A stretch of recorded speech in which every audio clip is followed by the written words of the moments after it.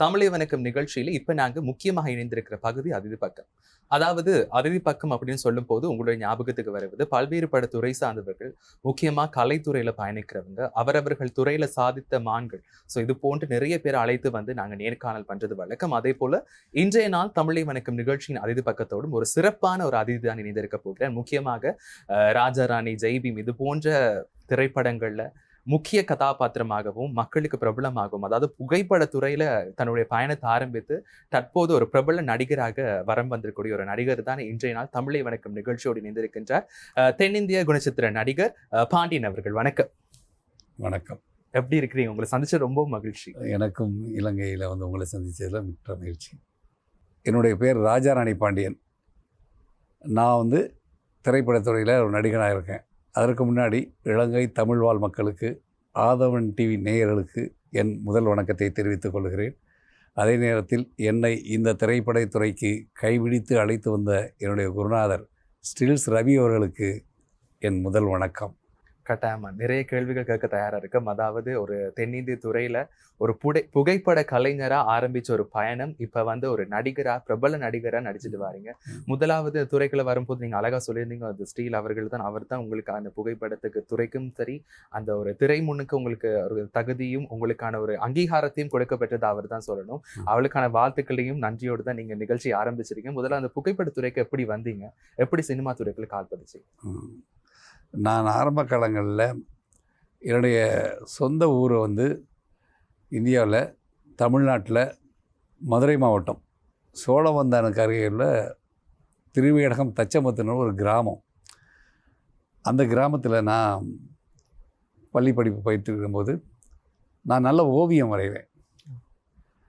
அப்படி நான் ஓவியம் வரைந்தது அங்கே உள்ள தலைவர்கள், இயற்கை காட்சிகள் இவற்றையெல்லாம் ஓவியம் வரைவது என்னுடைய வழக்கம். அப்படி ஓவியம் வரைந்துட்டு இருக்கும்போது ஒரு நாள் நான் ஒரு புகைப்பட நிலையத்திற்கு முன்னாடி நின்று அந்த அதில் உள்ள புகைப்படங்களை எல்லாம் வேடிக்கை பார்த்து கொண்டு இருந்தேன். அந்த புகைப்பட உரிமையாளர் கூப்பிட்டு இங்கே வா அப்படின்னு கூப்பிட்டு என்ன பார்க்கிறாய் என்று கேட்டார்.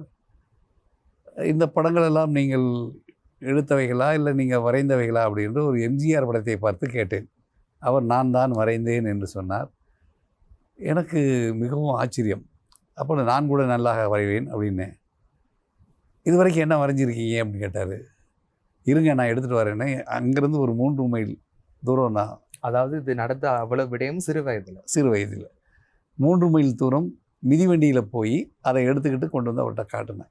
அதை பார்த்துட்டாரு, நீ நன்றாக வரைகிறாய், ஆனால் முறைப்படி நீ ஓவியம் கற்றுக்கொண்டால் சிறந்த ஓவியனாக வருவான்னு சொன்னார். அதற்கு எனக்கு வழி தெரியல அப்படின்னும்போது அவர் ஒரு ஓவிய ஆசிரியர், அந்த புகைப்படம் நிலையம் வைத்திருந்த ஓவிய ஆசிரியர். அவர் என்னிடமா நான் உனக்கு கற்றுத்தருகிறேன் என்று கூறினார். முதல் முறையாக ஓவியம் கற்றுக்கொள்வதற்காகத்தான் அந்த புகைப்படத்துறைக்கு நான் நுழைந்தேன். அதாவது சிறு வயதுல புகைப்படம் மீது கொண்ட ஆர்வம் தான் வந்து, அதாவது இந்த எம்ஜிஆர் போஸ்டரை பார்த்துட்டு தான் நான் இதுக்குள்ள வரணும், நீ என்ன வரைஞ்ச அப்படி போட்ட விஷயங்கள் நடைபெற்ற பிறகுதான் துறைக்குள்ள வந்தீங்க. முக்கியமாக அது என்ன உங்களை ஈர்க்க பெற்றுச்சு? இந்த தென்னிந்திய துறைக்குள்ள வரணும், சினிமா துறைக்குள்ள தான் ஒரு புகைப்பட கலைஞரை நான் வந்து வரணும் அப்படின்ற ஆர்வம் எங்க இருந்து வந்துச்சு? சிறு வயதிலேயே திரைப்படங்கள் பார்ப்பதில் மிகவும் ஆர்வம். எனக்கு திரையில் தோன்றணுங்கிற எண்ணம் எனக்கு நிறைய இருந்தது. என்றைக்காவது ஒரு நாள் நான் ஒரு நடிகனாவேன், என்னுடைய திரைப்படம் தமிழ்நாடு பூரா ஓடும் அப்படிங்கிற ஒரு எண்ணம் என் இளம் வயதிலேயே என் உள்ளத்தில் ஆழமாக பதிந்திருந்தது.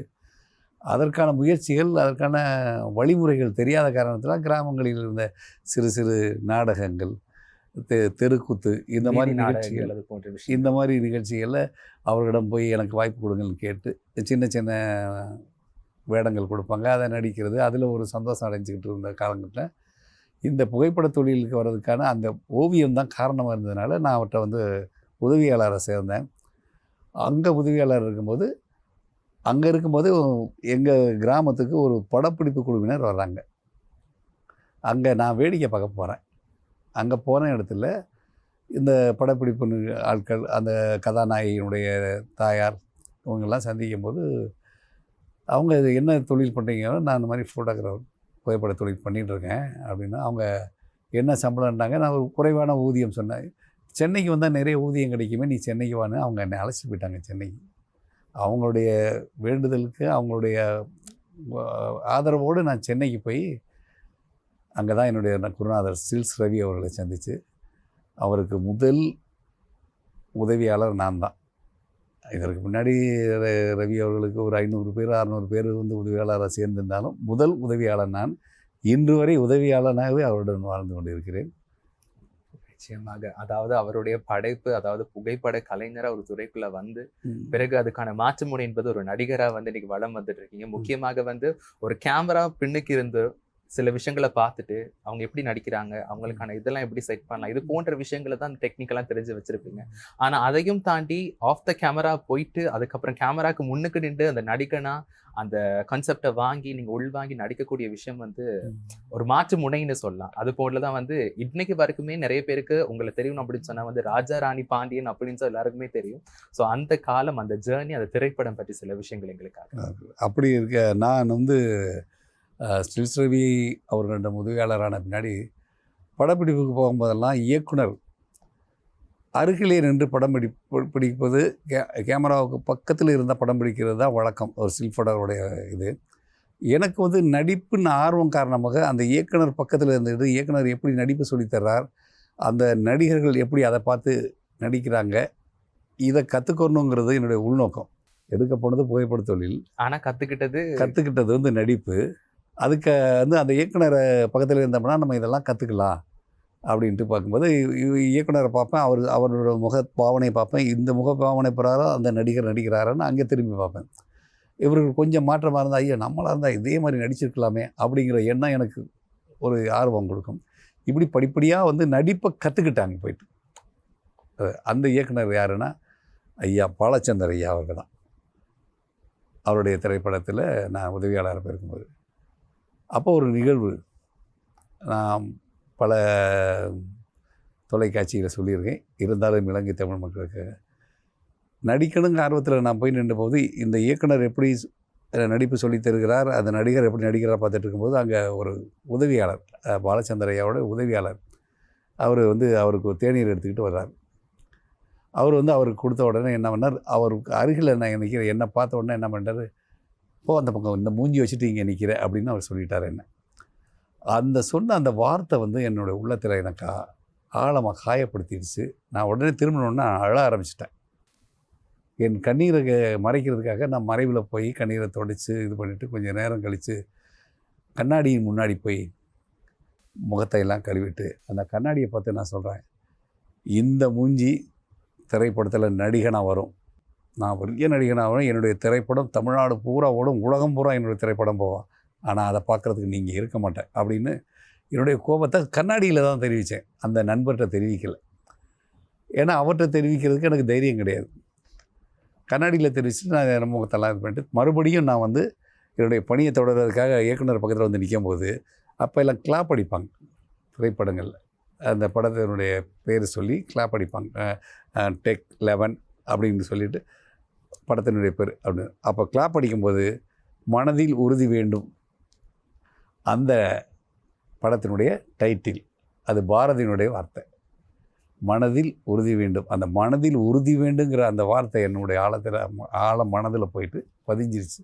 அன்றைக்கு எடுத்த உறுதியான அந்த வார்த்தை இன்றைக்கி நடிகனாக உங்கள் இலங்கையில் வந்து நான் என்னுடைய பேட்டி கொடுத்துக்கிட்டு இருக்கேன். நிச்சயமாக. அதாவது வந்து அந்த ஒரு திரைப்பட பயணம் அப்படின்னு சொல்லும் போது நான் ஆரம்பத்திலே சொன்ன மாதிரி ராஜா ராணின்றது வந்து ஆரம்ப காலகட்டங்கள் இருந்துச்சு.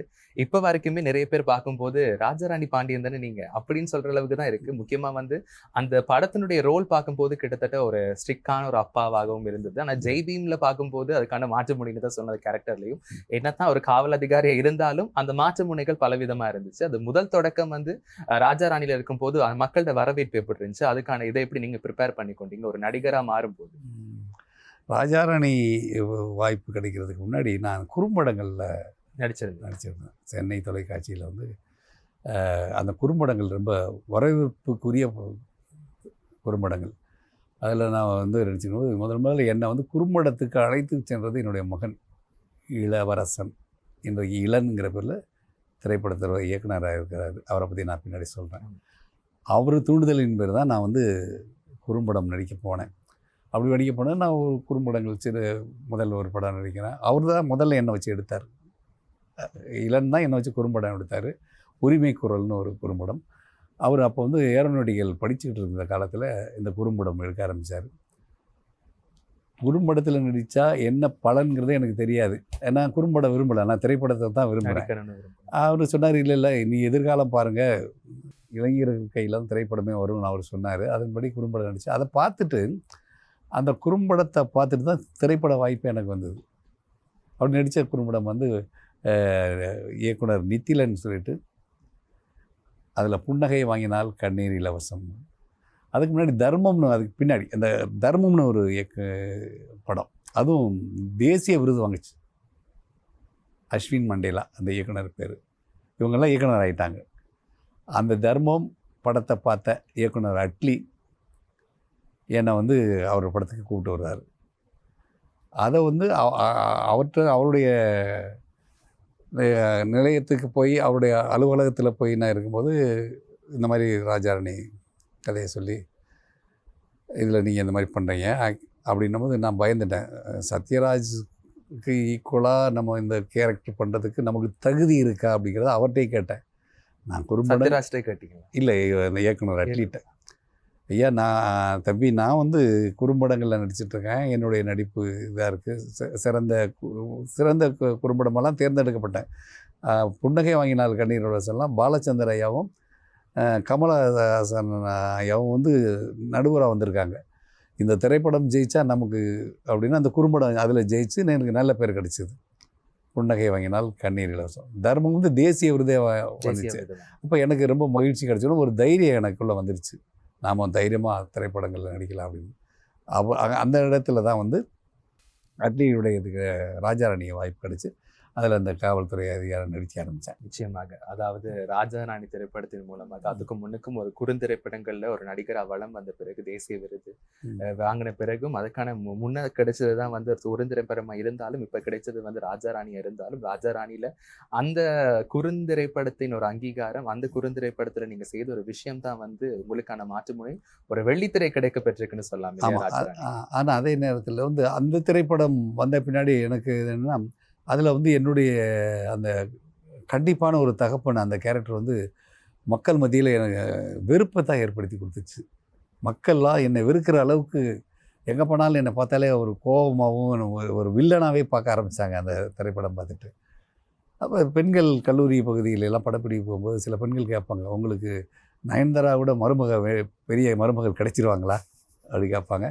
நான் சொல்லுவேன், அது திரைப்படம், உண்மையிலே எனக்கு 3 மகன்கள் இருக்காங்க, நீங்கள் யார் வேணாலும் காதலித்து திருமணம் பண்ணிக்கலாம்னு சொல்லுவேன்.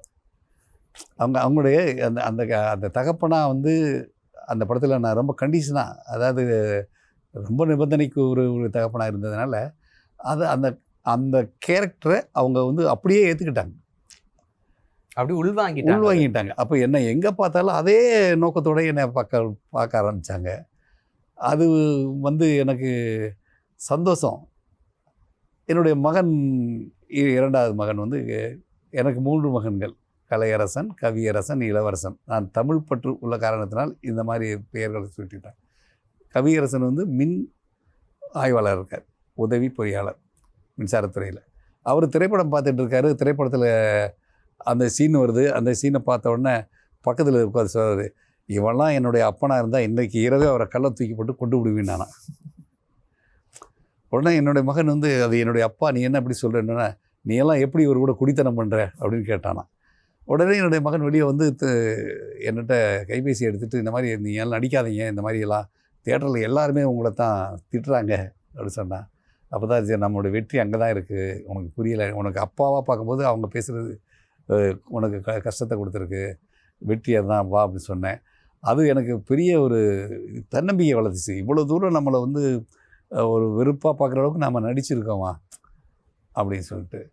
இந்த படத்தினுடைய ஒரு 100வது நாள் விழாவில் யூகி சேதுன்னு ஒரு நல்ல ஒரு கலைஞர், நடிகர், ஒரு இயக்குனர் கூட, அவர் என்ன பார்க்கணுங்கிறதுக்காக அந்த நிகழ்ச்சிக்கு வர்றாரு. அந்த 100வது நாள் விழாவில் வந்து என்னை பார்த்து பேசினார். நான் அவர்கிட்ட எதை நல்லா என்னை வாழ்த்தினார், நல்லா பேசுனீங்க நான். அப்போ நான் வந்து திரைப்படத்துறையில் நுழையணும்னா ஏதோ ஒரு அடைமொழி வேணுமே அப்படின்றது என்னுடைய பேரை வந்து பந்தா பாண்டி அப்படின்னு மாற்றிக்கிட்டா வாய்ப்பு கிடைக்குன்னு ஒரு நம்பிக்கையில் ஒரு விசிட்டிங் கார்டு அடித்து அவர்கிட்ட வச்சுருந்தேன். ஐயா எனக்கு வாய்ப்பு இருந்தால் கொடுங்க. அவர் வாங்கினாரு, பார்த்தாரு, நீ என்ன காமெடியனா, இல்லையே, நீ ஒரு நல்ல நடிகன், உனக்கே தெரியாமல் இருக்கு, ஏன் இந்த பேர் வச்சுருக்க, நீ ராஜாராணி பாண்டியன்னு வச்சுக்க அப்படின்னாரு.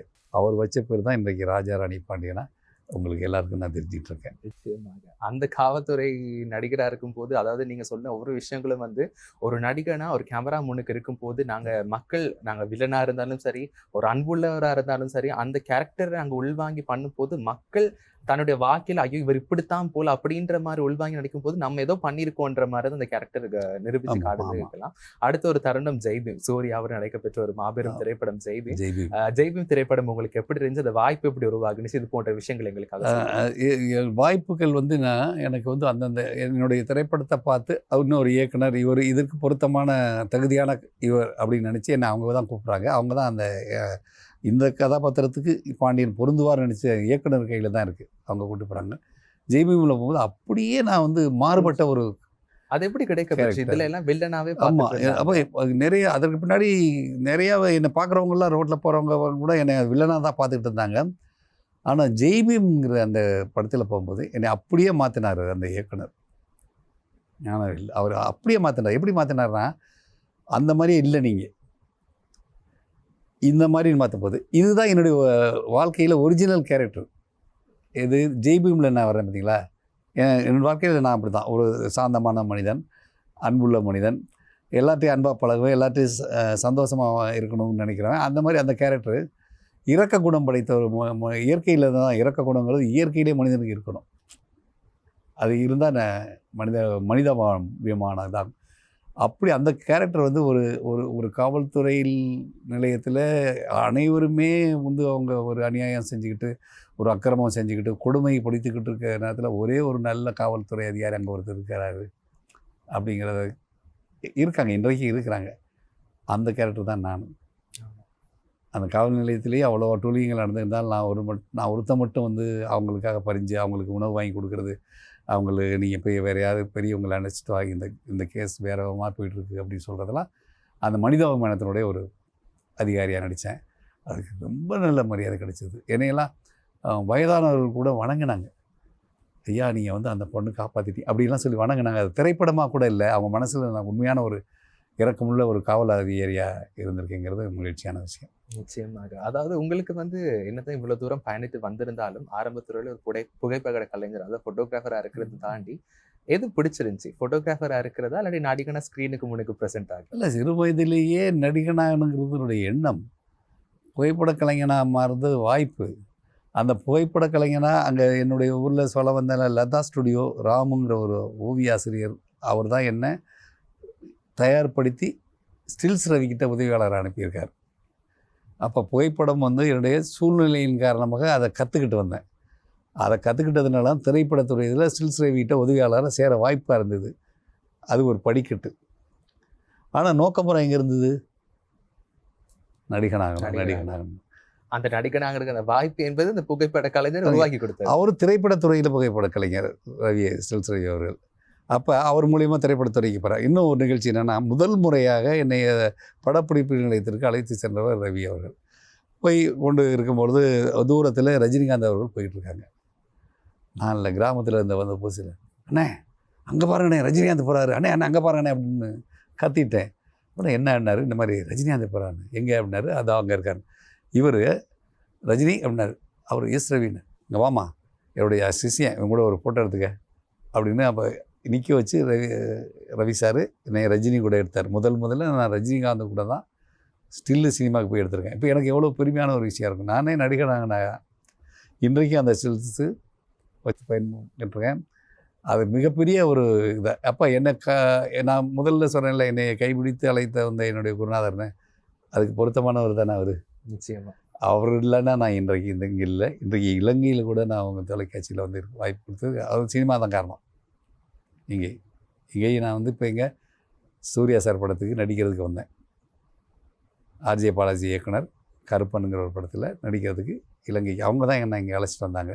அந்த வாய்ப்பு உங்கள் கூட நாங்கள் தொடர்பில் இருந்து உங்கள் தொலைக்காட்சியில் நான் பேட்டி அளிச்சுக்கிட்டு இருக்கேன். நிச்சயமாக. அதாவது வந்து இலங்கைக்கு வந்து இலங்கையோட வருகை முதல் பயணமா இருக்கும். முதல் தடவை இருக்கு. இலங்கை எப்படி இருக்கு உங்களுக்கு பார்க்கும்போது? பிடிச்சிருக்கா? இலங்கை வந்து இந்த பழகுற வீதம் பிடிச்சிருக்கு எல்லாரும். இன்னும் எனக்கு என்ன மகிழ்ச்சினா, இலங்கையிலேயும் என்னை அறிந்தவர்கள் இருக்கிறார்கள், மகிழ்ச்சி.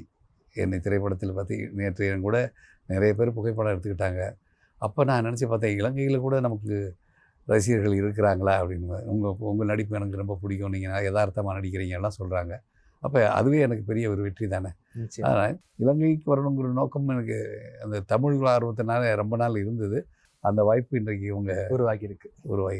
நிச்சயமாக. முக்கியமாக வந்து நீங்க உங்களுடைய திரைப்படங்கள் அப்படின்னு பார்க்கும்போது கட்டாயமாக தமிழ், தெலுங்கு, மலையாளம் போன்ற திரைப்படங்கள்ல நீங்க நடிச்சிட்டு வாரீங்க. இருந்தாலும் ரொம்பவும் பேசப்பட்ட ஒரு திரைப்படம்னு சொன்னா ஹிருதயம். அந்த ஹிருதயம் திரைப்படம் வந்து மக்களால் ரொம்ப பேசப்பட்டுச்சு. ரொம்ப பீக்ல போன ஒரு படம்னு சொன்னா ஹிருதயமா இருக்கும். அதுல ஒரு முக்கிய கதாபாத்திரமா நீங்க நடிச்சிருக்கீங்க. அதை பத்தி சில விஷயங்கள் எங்களுக்காக. ஹிருதயம் என்னுடைய தமிழ் திரைப்படத்தை பார்த்து வினித் சீனிவாசன் மலையாள இயக்குனர். அவருக்கு முன்னாடியே திரான்னு ஒரு படத்தில் என்னை கூப்பிட்டுருந்தார். அந்த முதல் முறையாக நான் விமானத்தில் நடிகனாக பயணித்தது திரா படத்துக்காக தான். அவர் கூப்பிட்டுருந்தார், விமானத்தில் போயிருந்தாங்கன்னா. எனக்கு மலையாளம் தெரியாது. அப்போ நான் வந்து பயந்து போயிட்டு, எனக்கு மலையாளம் தெரியாதே என்ன பண்ணுறதுன்னா, நாங்கள் தமிழ் பேசக்கூடிய ஒரு காவல் அதிகாரியாக நடித்தார். யூனிஃபார்ம் கூட போட வேண்டியது அவசியம் இல்லை அந்த கேரக்டருக்கு. அப்போ போய் அதில் நடிச்சுட்டு வந்தேன்னு பல வருடங்களுக்கு பின்னாடி நான் மாஸ்டர்னு விஜய் தம்பி கூட நடிச்சிட்டு இருந்தேன். அது கடைசி நாள் படப்பிடிப்பு முடிச்சுட்டு வரும்போது என்னுடைய உதவியாளர் சொல்கிறாரு, அண்ணா பக்கத்தில் ஒரு மலையாள படம் நடக்குது, எனக்கு தெரிந்த நண்பர்கள் இருக்காங்க, நான் போய் பார்த்துட்டு வரேன்னாரு. நான் சொன்னேன், நானும் வரேன், நானும் வந்து பார்க்குறேன், உன் நண்பர்கள் நானும் பார்க்குறேன். போனோம். அங்கே போய் பார்த்தா தான் அந்த வினித் சீனிவாசன் தான் எங்கள் இயக்குனராக இருக்கார். ஹிருதயம் படம் ஷூட் நடந்துகிட்ருக்கு. அப்புறம் அவர் ரொம்ப சந்தோஷம், என்ன திடீர்னு வந்தீங்கன்னா, இல்லை தம்பி நான் விஜய் தம்பி படத்தில் நடிச்சிட்ருக்கேன், என்னுடைய படப்பிடிப்பு முடிஞ்சிச்சு, இன்றைக்கி கிளம்பும்போது நீங்கள் இங்கே இருக்கீங்கன்னாங்க, உங்களை பார்க்க வந்தேன். என்னோட பேசிட்டு வந்துட்டேன். ஒரு மணி நேரத்தில் அவர்கிட்ட ஒரு அழைப்பு வருது. எப்படின்னா, கொரோனா காலத்தில் போக்குவரத்தெல்லாம் கட் பண்ணிட்டாங்கல்ல, கேரளாவிலேருந்து தமிழ்நாட்டுக்கு அவருக்கு அந்த கேரக்டர் நடிக்கக்கூடிய நடிகர் வர முடியலை. இவர் எனக்கு கால் பண்ணி சொல்கிறாரு, எனக்கு ஒரு உதவி பண்ணுங்க அப்படின்னாரு. சொல்லுங்கள் தம்பின்னு. என்னுடைய கேரளாவிலேருந்து வரக்கூடிய ஆர்டிஸ்ட் வரலை, அந்த கேரக்டரை நீங்கள் பண்ணி கொடுக்க முடியுமான்னு கேட்டார். தாராளமாக அப்படின்னு. அப்படி போய் பண்ணதான் ஹிருதயம். அந்த வாய்ப்பு இவரை பார்க்க போய் அந்த நிகழ்வுகள் நடந்து ஏற்கனவே நடிக்கக்கூடியவர் வர முடியல கொரோனா காலத்தில், போக்குவரத்து இல்லாதனால அந்த வாய்ப்பு கொடுத்தவர் இந்த ஹிருதயம் நடித்தேன். ஹிருதயம் வந்து எனக்கு அதில் நானே தான் டப்பிங் பேசினேன். மலையாளம் கஷ்டப்பட்டு நடித்தேன். எனக்கு ட்ரை பண்ணீங்க? இல்லை புகைப்பிடித்தல் பழக்கம் இல்லை. அதில் சீனே வந்து புகைப்பிடிக்கிறது தான். அது எனக்கு புகைப்பிடிக்க பழக்கம் இல்லாதனால அந்த பீடி குடிக்கிறது தெரியல.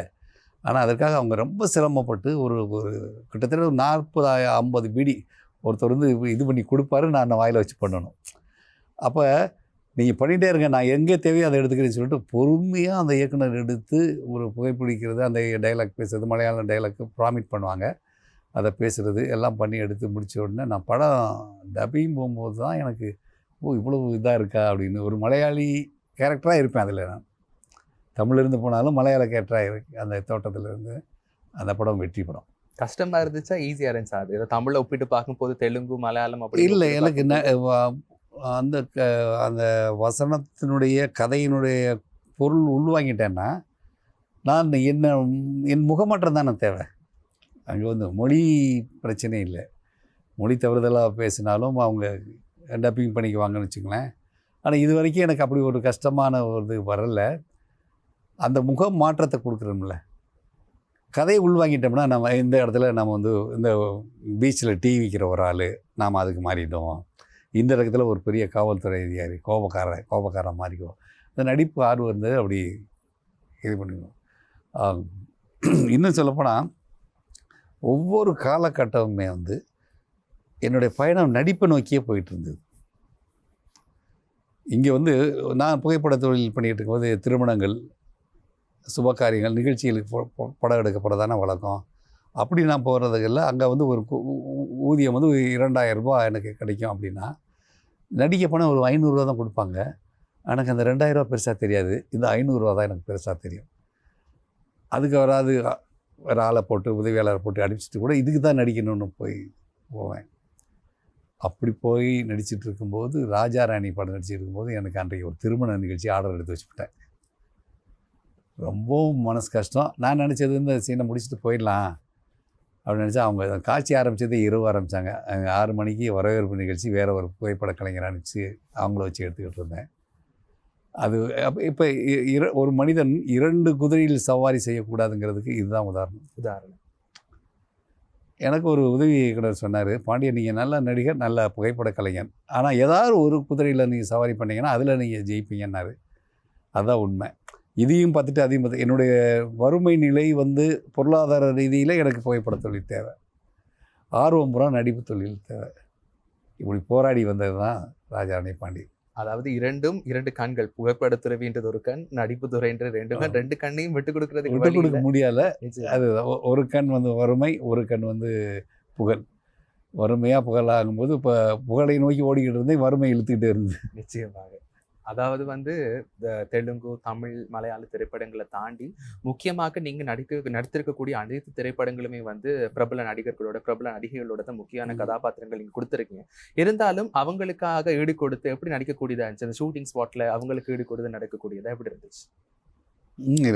அது வந்து எப்படின்னா, அது இயக்குனர் தான் அவர் நம்மளை தேர்ந்தெடுக்கிறார். நம்ம பெரிய நடிகர், சின்ன நடிகர் அப்படியெல்லாம் கிடையாது. மாஸ்டர் படத்தில் வந்து தம்பி விஜய் கூட நடிக்க போகும்போது நான் போனேன், என்ன சொன்னேன், எனக்கு இந்த வாய்ப்பு கொடுத்ததுக்கு நன்றி தம்பி அப்படின்னு இயக்குனருக்கும் விஜய் தம்பிக்கு சொன்னேன். அப்போ முதல் காட்சி அதில் என்னென்னா, அவர் மது அருந்து விட்டு படுத்திருப்பார். நான் போய் எழுப்பணும் அவரை. அந்த காட்சி பார்த்துருப்பீங்க. எழுப்பும்போது பார்த்தா பெரிய நடிகர்களில் வந்து நம்ம ரொம்பவும் அழுத்தம் கொடுத்து இது பண்ணினா கோச்சுக்குவாங்க சிலர். சும்மா சாப்பிட்டா பண்ணுங்க அப்படிம்பாங்க. ஆனால் அதுக்கிட்ட கொஞ்சம் பயந்து பண்ணினேன். ஆனால் அவர் எனக்கு ஊக்கம் கொடுத்தாரு. நீ நல்லா என்ன அழுத்தமாக பிடிச்சி ஃபோர்ஸ் பண்ணுங்கள், நல்லா பண்ணுங்கள், அப்போ தான் நான் அப்போ நல்லாயிருக்கும் அப்படின்னு எனக்கு ஊக்கம் கொடுத்தது விஜய் தம்பி. அந்த ஊக்கம் கொடுத்ததுன்னா அந்த சீனை நாங்கள் பண்ணின பின்னாடி தொடர்ந்து படம் பூரா நான் வந்து முதல்ல சார் என்னை சார்னு சொல்லக்கூடியவர் வந்து அண்ணன் பயணிச்சிட்டார்.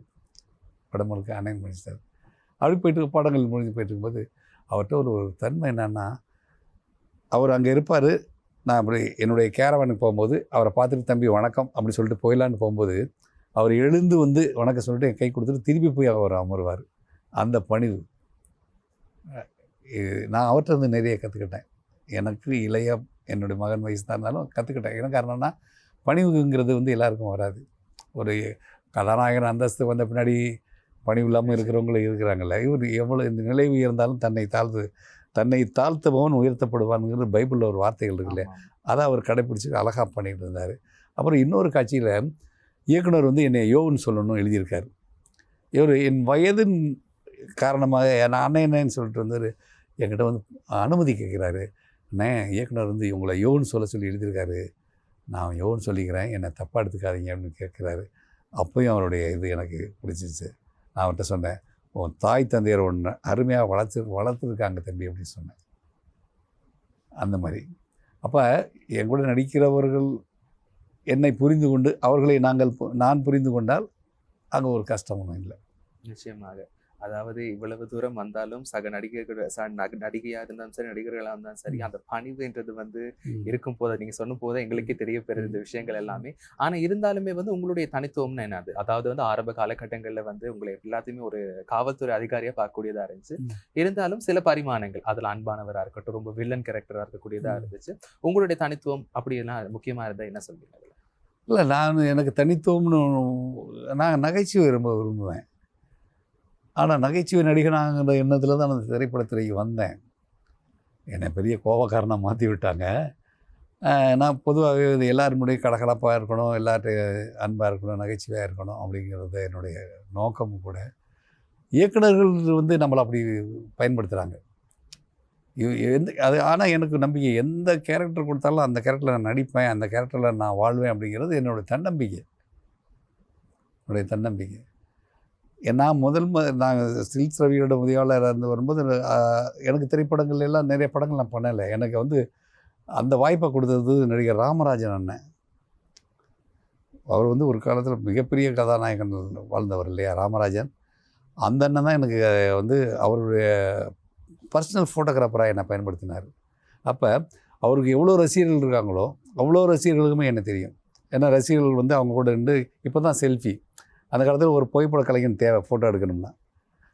அவர்களோட நின்று எடுத்துகிட்டு எனக்கு அந்த ஃபோட்டோவுக்கு ஒரு அந்த அமௌண்ட் வாங்கி அந்த வருமானத்தில் தான் என் பிள்ளைகள்லாம் நான் படிக்க வச்சு உயரத்த நிலைக்கு வந்தேன். அதுக்கு அவங்க ராமராஜன், நளினி அண்ணி எனக்கு அவங்க. இவங்க 2 பேரும் தான் என்னுடைய வாழ்க்கையில் ஒரு என்ன சொல்கிறது, கஷ்டப்படுற காலங்களில் கை கொடுத்து தூக்கி விடுறாங்க இல்லையா, அது மாதிரி என்னன்றி கொண்டாருக்கும் மொழி உண்டாமல் இல்லை, செய் நன்றி கொண்ட மகருக்குன்னு என்னுடைய குருநாதர் செஞ்ச நன்றியாக இருந்தாலும், யார் செஞ்ச நன்றியாக இருந்தாலும் நினைவுபடுத்திக்கிட்டு வாழ்ந்தாலே நல்ல வாழ்க்கை வாழ முடியுங்கிறது தான் என்னுடைய நோக்கம். நிச்சயமாக. அதாவது வந்து மற்றவங்க சொல்றக்கூடிய விஷயங்கள், அதாவது வந்து உங்களை பார்க்கும்போது விளங்குது, எந்த பரிணாமங்கள் கொடுத்தாலும் இதெல்லாம் நான் பண்ணிடுவேன். அதாவது நடிகன் அப்படின்னு வரும்போது கட்டாயமாக எந்த துறை எடுத்தாலும், எந்த ஒரு கேரக்டர் எடுத்தாலும் அதை அடாப்ட் பண்ணி அதே மூழ்கி அந்த விஷயம் நான் இதை கொடுக்க போகணும் அப்படின்னு சொல்லி தான் நடிக்கக்கூடியதா இருக்கும். அதே மாதிரி உங்களுக்கு பர்சனலாக சில விஷயங்கள் இருக்கும். இந்த மாதிரி எனக்கு ஸ்கிரிப்ட் வந்தா, இந்த உங்களுக்கு பிடிச்ச ஸ்கிரிப்ட் இருக்கும் இல்லையா, எனக்கு இப்படி மாதிரி ஒரு கேரக்டர் வந்தால் நான் கொஞ்சம் ஆசைப்படுவேன், நல்லா பண்ணுறேன், அந்த மாதிரி எதுவும் இருக்கா? அதாவது நான் என்ன தான் மாற்றிக்கிறது வந்து நீர் மாதிரி, நீர் நிலம் சார்ந்து நிறம் கொடுக்கும் இல்லையா, நீர் நிலம் சார்ந்து நிறம் கொடுக்கும். மணலில் போனால் தெளிவான தண்ணியாக தெரியும், அதே ஒரு களங்களால் கருப்பாக மாறிக்கிடும். செம்மண்ணில் போனால் சிவப்பாக மாறிக்கிடும். நீர் சார்ந்து நிலம், நிலம் சார்ந்து நீர். அதே மாதிரி நான் எதில் போனாலும் அதுக்கு தகுந்தாப்புல என்ன நான் மாற்றிக்கிடுவேன், அந்த நோக்கம். ஆனால் எனக்கு என்னென்னா அழுத்தமான ஒரு கேரக்டர், ரொம்பவும் எப்படி சொல்கிறேன்னா சுமையான ஒரு கேரக்டர் பண்ண ஆசை. நான் நடித்தா என்னுடைய நடிப்பை பார்த்து படம் பார்க்குற அந்த ரசிகன் கண்கலங்கணும். அப்படி ஒரு அழுத்தமான கேரக்டர் தான் நான் எதிர்பார்த்துக்கிட்டு இருக்கேன். இந்த ஒரு சீன் வந்தார், என்னை அழ வச்சுட்டாரு சொல்லுவாங்க இல்லையா, அந்த நடிப்பை தான் நான் எதிர்பார்த்துட்டு இருக்கேன். அந்த மாதிரி சீன் பண்ணணும். நிச்சயமாக எதிர்காலத்தில் வரும். கோவக்காரனாகவே பயன்படுத்துகிறாங்கல்ல, அதிலிருந்து மாறணும்னா நான் அழுத்தமான ஒரு கேரக்டர் பண்ணணும். நிச்சயமாக. அதாவது வந்து அந்த கேரக்டர் வரும்போது, அதாவது நிறைய பேர் இருப்பாங்க என்னத்த நடிகர் துறையில் இருந்தாலுமே கூட இயக்குநர்கள்ட்ட அவங்களோட விடயங்களுக்கு ஏற்றா போல நாங்கள் மாற்றி நடிக்கக்கூடியதாக இருக்கும். ஆனால் இருந்தாலும் தன்னுடைய மனசுக்குள்ள சில விஷயங்கள் இருக்கும் இல்லையா, இப்படி ஒரு கேரக்டர் வந்தால் பண்ணலாமே. இல்லை, அதுதான் அழுத்தமான கேரக்டர்னா ஒரு இப்போ என்ன ஆரம்ப காலங்களில் ஐயா சிவாஜி கணேசன் ஐயாவுடைய நடிப்பில் ஈர்க்கப்பட்டு தான் நான் வந்து நடிப்பு கற்றுக்கிட்டேன். ஒவ்வொரு சின்ன சின்ன விஷயங்கள் கூட அவருடைய இதில் பாதிப்பு இல்லாமல் இன்றைக்கு எந்த நடிகரும் நடிக்கிற ஆள் இல்லை. அவருடைய பாதிப்பு இல்லாமல் யாரும் நடிக்க முடியாது. ஏன்னா அவர் ஒரு பொக்கிஷம், அங்கேருந்து தான் நம்மளாம் எடுத்துக்கிறோம். அது மாதிரி அந்த மாதிரி என்னுடைய எண்ணங்கள் இருந்ததுனால இந்த நடிப்பை சுற்றியே வாழ்க்கை. என்னுடைய மனைவி கூட சொல்லுவாங்க, என் மனைவி பேர் கலாவதி, நீங்கள் சினிமாவில் பேசுகிற மாதிரிலாம் என்கிட்ட வந்து பேசாதீங்க, அங்கே முறைக்கிறதெல்லாம் அங்கே வச்சுக்கோம்பாங்க. காரணம் என்னென்னா, நம்ம படத்தில் வந்து என்னை அப்படியே காட்டி நான் சாதாரணமாக பேசுகிற கூட என் மனைவிக்கு அந்த மாதிரி ஒரு தோற்றத்தை கொடுத்துருச்சு இல்லைங்களா.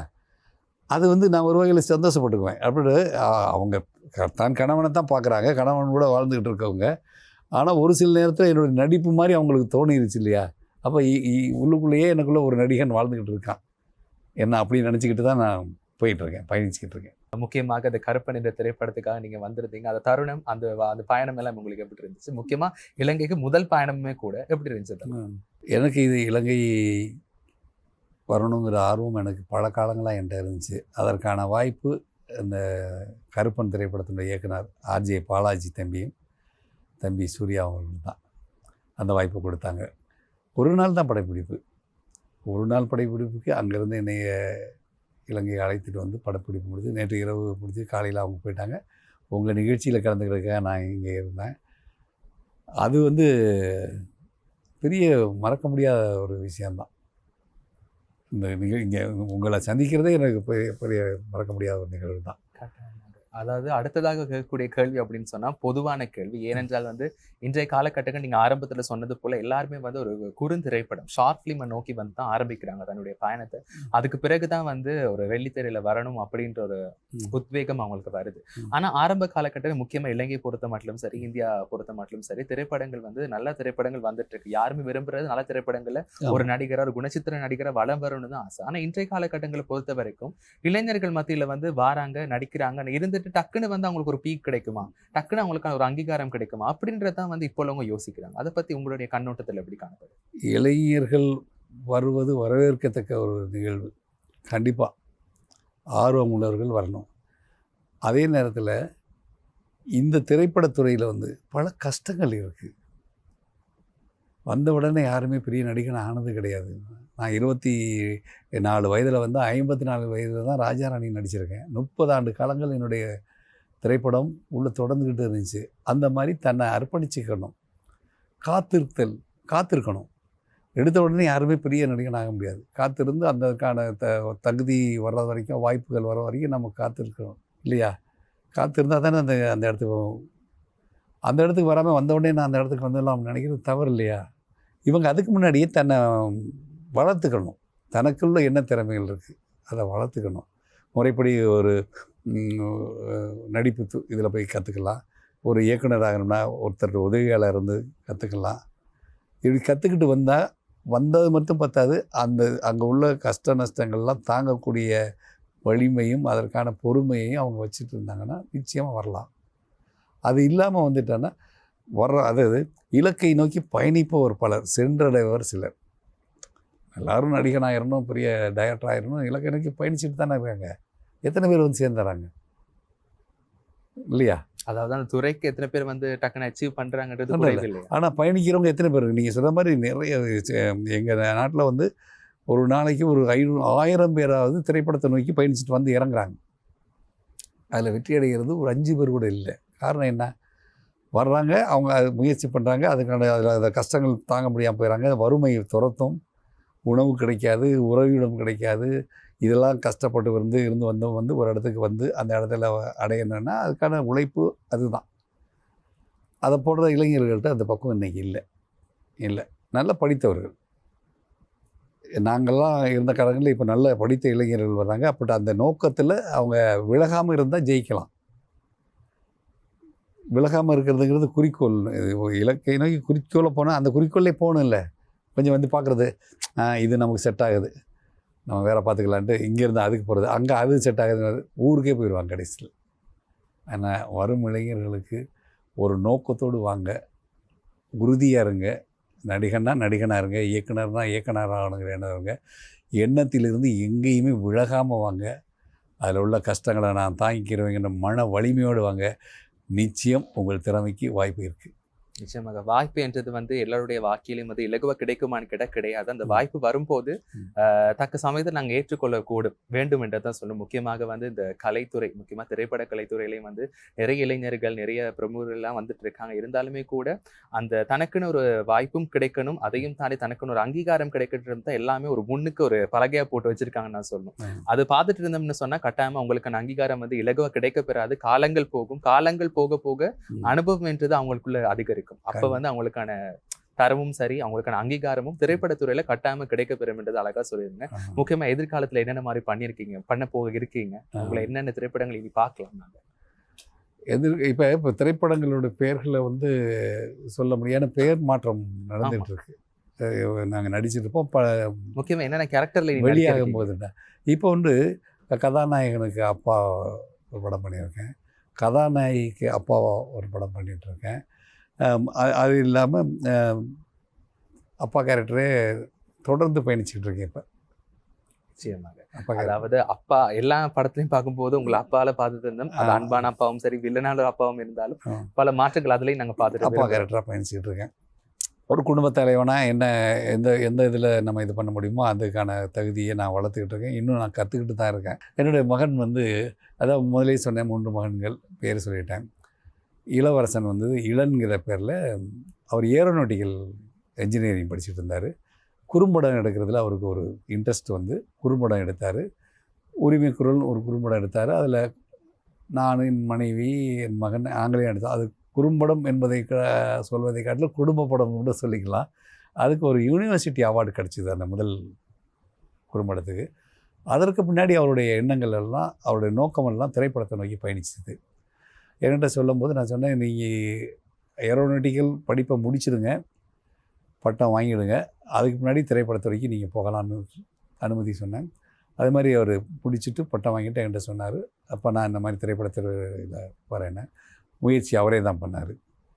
எந்த இடத்துலையும் போய் நான் என்னுடைய மகன் இவனுக்கு வாய்ப்பு கொடுங்க அப்படின்னு என்னை பயன்படுத்தி, எனக்கு திரைப்படத்துறை இருந்த அனுபவத்தையோ ஆட்கள் படத்தையோ நான் பயன்படுத்தலை. அவரே முயற்சித்து அவரே படம் பண்ணினார். யுவன் சங்கர் ராஜாவுக்கு பியார் பிரேமா காதல் ஃபஸ்ட்டு படம் சக்ஸஸ் படம் கொடுத்தாரு. இயக்குனருங்கிற அந்தஸ்து வந்தது. அதில் விகடன் அவார்டெல்லாம் அவருக்கு கிடைச்சிது. 2வது படம் வந்து ஸ்டார். அது அந்த ஸ்டாருடைய திரைப்படத்தினுடைய கதை வந்து என்னுடைய வாழ்க்கையில் நடந்த நிகழ்வுகளில் அப்படியே திரைப்படமாக கதைகள், என்னுடைய உண்மை கதைகள். என்னுடைய வாழ்க்கையில் இப்போ கொஞ்ச நேரத்துக்கு முன்னாடி சொன்னேன், கண்ணாடியில் பேசினேன், அதெல்லாம் அந்த திரைப்படத்தில் இடம்பெற்றிருக்கோம்.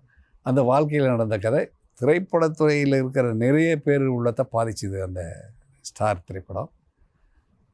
அந்த இயக்குனராகி ஏன்னா எல்லாருமே என்னுடைய நிலையில் இருக்கிறவங்க இருந்திருப்பாங்களே. அந்த படம் பார்த்துட்டு நிறைய பேர் கண்ணீர் விட்டு என்கிட்ட வந்து பேசினாங்க, இது பண்ணாங்க. நிச்சயமாக இத்தனை திரைப்படங்கள் இருந்தாலும் இந்த அத்தனை திரைப்படங்களுக்கும் நாங்களும் ஆவலாக இருக்கும் பார்க்கறதுக்கு. இன்னும் பல பரிமாணங்கள் உங்களை பார்க்கறதுக்கு தயாராக இருக்கிறோம். முக்கியமாக இவ்வளவு நேரம் நேர்த்தி அழகாக எங்களுக்கு ஒவ்வொரு பதிலையும் கொடுத்ததுங்க. முக்கியமாக இந்த திரைப்பட கலையில் நீங்கள் இன்னும் பல உச்சங்களை தொடரும், பல குணச்சித்திரங்களை நீங்கள் நடிக்கணும், மக்களுக்கான சேவையை உங்கள் நடிப்பு திறன் மூலமாக இன்னும் கொட்டிகிட்டே இருக்கணும்ன்றது எங்களுடைய ஆசையுமே கூட. இலங்கைக்கு இன்னைக்கு வருகை தந்ததுக்கும் எங்களுடைய ஆதவன் நிகழ்ச்சிக்கு வருகை தந்ததுக்கும் மனமார்ந்த நன்றிகள். அதனால எனக்கு வாய்ப்பு கொடுக்கும் அனைத்து இயக்குனர்களுக்கும், என் மகனுக்கு வாய்ப்பு கொடுக்கும் அனைத்து தயாரிப்பாளர்களுக்கும் இந்த நிகழ்ச்சி மூலமா ஒரு நன்றியை தெரிவித்துக் கொள்கிறேன். நன்றி. இலங்கை தமிழ் வாழ் மக்களே, ஆதவன் டிவி மூலியமாக உங்களை சந்தித்ததில் மற்றற்ற மகிழ்ச்சி. தொடர்ந்து பயணிப்போம். நன்றி, வணக்கம்.